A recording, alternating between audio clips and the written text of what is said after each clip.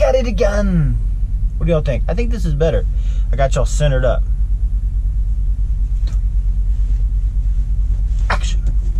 Instead of having y'all over here. So we have 3 places to mount the camera here. The GoPro. We got one on the dash, we got one on the visor, and then we got one on like the roof line up here. And so yeah, I think this is best. Better view, right? So we're just waiting. I love it. If you have somebody sitting next to you and they're just like, what the fuck is this guy doing? Hey man, I'm making a YouTube video, brother.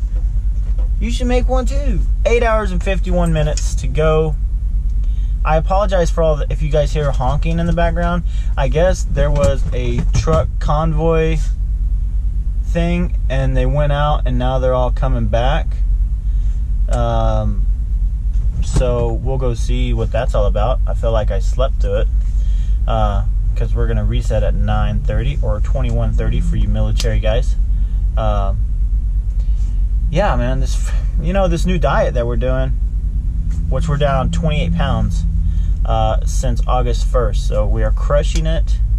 It's working. I'm loving it. I'm debating whether or not to do a video on it. I mean, everybody's body is so different and motivational levels and shit like that. You know, you throw something out there like that and you're going to get a lot of blowback because people are just going to be hating on you. Oh, it doesn't work, or it's not healthy, or it's this or that. If it works for you, you know me, guys. If it works for you, it works. This diet's working for me. I'm dropping almost 5 pounds a week, and I don't sleep very much, like 5-6 hours, man. And I'm up, and I'm like, I'm ready to go. It's just, it's crazy. I just, I feel. We got an audience in the back. I wake up. Unsweet iced tea, pure leaf, baby. This shit is good. No sugar. Sugar carbs, bad. But I wake up and, I don't feel all groggy and blah. And then I'm just not sleeping as much. Like I said, if I sleep 7 hours, that's like a lot for me now. Used to, I could put away 12 or 14 hours. Like, I'd do a 10-hour break and sleep 8 hours. And I was like, man, that's not enough. I need more sleep. So the reason for the video today is we had the truck in the shop, as per the title you guys see. Nothing major. It was supposed to be nothing major, and then, I felt like it turned into a major deal. Whereas I took it in to get it serviced, and then we rotated all the tires. I don't have rotational or directional steers, so I just flipped them. And then what we did is we X-rotated the drives. So I brought the rears to the fronts, and then we went right to left with them. Because what was happening was at 55 miles an hour, we have 51,205 miles on the truck now, okay? At 55 miles an hour, I had a little vibration, just I could feel it. And typically, if you have a vibration that's at a certain mile per hour, if it was like a wheel end, or if it was a drive shaft, or a tail shaft, or a pinion, or something like that was loose, or say maybe your kingpins, or your a suspension issue, typically you're gonna have it like from start to finish. You're gonna feel a vibration, or like a certain speed all the way through. This was just like at 55. Between 50 and 55, just had that little vibration. And so I looked at the tires, the drives, especially at night with a light, you could tell that they were starting to chop. So we just went ahead and rotated them so they'll roll the other way. And I had to argue with the guy about that. Well, you don't have any uneven tire wear. And I'm like, okay, get down here on the level of the tire. Look across the tops of the tires. Tell me you don't see that choppiness. Oh, well, that's just a little bit. That's not going to cause a tire vibration. I just like, well, I'd like to have it done anyway. What does it matter? I'm paying you for work. I don't care if I want you to take brand new tires off and put brand new tires on, man. I don't know. I think these shops, when they're talking to most drivers, you would be surprised. A lot of drivers out here have some sort of mechanical background, but some don't. Some don't know the difference between a flathead and a Phillips, so I get it, right? But I didn't ask for an opinion. I didn't ask for a diagnosis. I just came in and I knew what I wanted done. And I hate to have to argue with people when I know what I want done. I mean, I wrenched for the first 7 years of my life, right out of high school. My dad's an ASE certified master tech. I was a GM certified technician. I've worked on the 6.6, 6.7s, 7.3s, you know, all the POS Ford diesels. And then, like I said, I was a mechanic for 7 years. I've got $100,000 worth of Snap-on debt and toolboxes to prove it.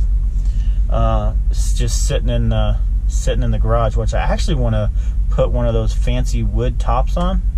I don't know if you guys have seen them, but Snap-on makes a wooden top for their toolboxes, and I want to put it in my house as like a bar. And that way I can just polish my tools and look at them. So I don't really get to use them very much anymore.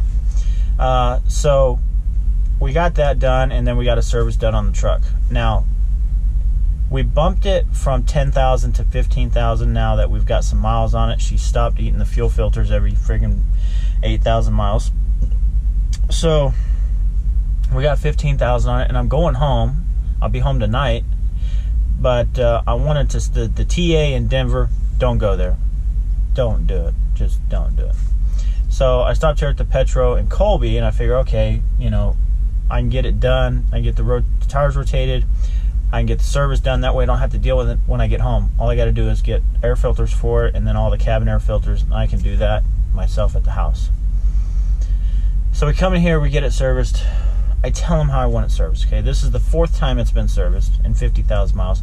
The first time when at Speedco, they said they knew what they were doing. I hadn't had a Cummins in quite a while.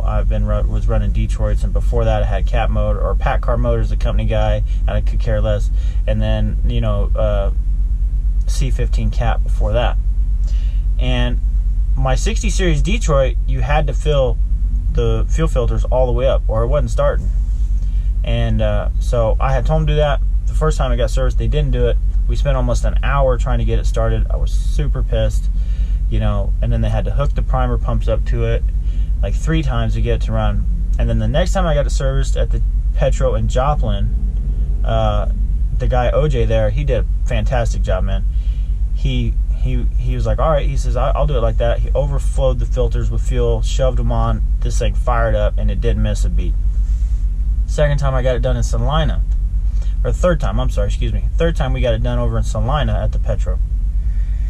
And the reason I go to the Petro is I get discounts at Speedco too, but I get a better discount at the Petro. And the guy over there actually did them one at a time. You know, I suggested, say, hey, you got to fill these filters all the way up. And he says, I got this. I've done quite a few of these. I said, cool beans, man. So he changed the cartridge filter, you know, the water separator filter, filled it all the way up. We fired it up, little hiccup, boop, boop, and then she kept running. She never died. And then he changed the screw-on filter that goes on the bottom of the rail there, and it was great. Started up, ran great. So I know what I'm trying to get to, I guess, here is I know what works to make this thing start with no problems, and I know how to severely fuck it up. So I told this guy, you know, hey, make sure you fill those filters all the way up. And he tells me that he did, and this is how I know that he didn't, okay? As I was on the phone, and I was kind of keeping an eye from afar, and he had put fuel in the filter, yes, but he didn't fill it all the way up. Because when he screwed it on, there was no fuel running out of it. And if it was all the way full, as he screwed it on, fuel would start pouring out of the top. And we fired it up, and she died, and right then I knew we were fucked. Excuse my language, but I knew this is going to be a BS. And so priming it, trying to get it started, doesn't want to start. They hooked a little pressure pump up to it. They didn't have like a automatic, you know, you got a little pump with fuel and it just force feeds fuel into it. This is like one of those things you fucking walk around and spray the weeds with, pump it up. They hooked that to the fuel rail, and I'm like, does that even have gas in it? Or I'm sorry, does that have diesel in it? Don't put gas in my truck. Does that have diesel in it? Or are you just trying to pump air in there?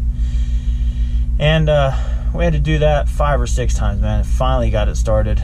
It took like 45 minutes. And then they started saying, like, well, maybe something else is wrong. said, how could something else be wrong? I said, I never have a problem starting this truck. The last 2 times I've had it serviced and they did what I asked, we didn't have a problem. Well, I filled the filter all the way up. I filled it all the way up. I was like, well, somehow you got air in the system. Now it's trapped in there and it doesn't want to start.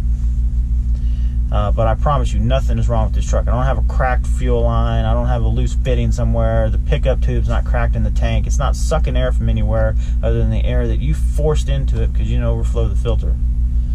So we got in a little bit of a, not a heated debate, but, you know, hey, he had his opinion, I had mine.